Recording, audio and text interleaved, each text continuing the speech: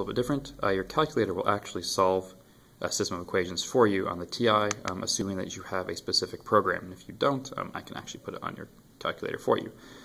So it might be a little bit different depending on the model you have, but the steps should in general be the same.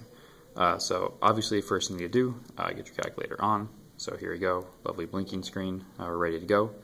What you're looking for is the apps key. It's right down here.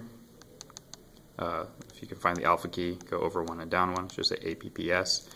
So you're going to press that, and it should take you to a list of lovely things. On the fancy CEs, there is a huge list of things. On the 84 pluses, I'm not sure exactly what it looks like. But the option you're looking for is this one, PLYSMLT2, stands for Polynomial Simultaneous. So go ahead and select it. Either hit the number 2 or scroll down and hit Enter. It'll give you a lovely little menu screen. It says press any key, so we'll press any key. So now you have a couple choices. You have Polynomial Root Finder, a simultaneous equation solver, and then some other help type stuff. So these are simultaneous equations, so I'm going to select Simultaneous Equation Solver. Press Enter.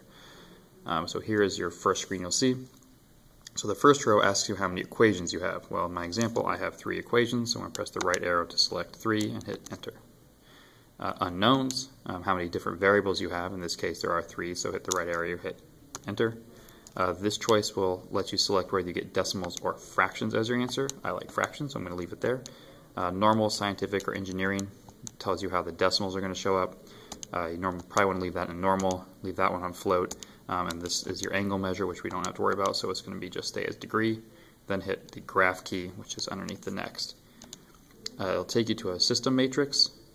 So this first row is the coefficient for the x's, coefficient for the y's, coefficient for the z's. The bar is representing the equal sign, and then these are the numbers that are by themselves. So to enter your values, you're only entering coefficients, no letters. So if my first equation is 3x plus 4y minus z equals 8, I'm going to press 3, Enter, it'll move me over, 4, Enter, -1, Enter, 8, Enter, and it should loop me back around, and I can just keep on going until I get all the coefficients entered. So once everything is in, if you look above the graph key again, it now says solve. So I'm going to press that bad boy, and it'll spit it out for you. Now, when the solution gets displayed, the TI does a little bit differently. It calls them x1, x2, x3. In my notation, x1 is the first column, so it's the x value. x2 is the y value. x3 is the z value. So in your answer, don't write x1 equals, x2 equals, x3 equals.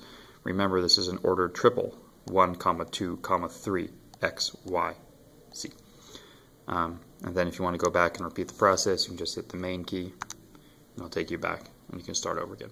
So that's how you solve on a TI for a system of equations.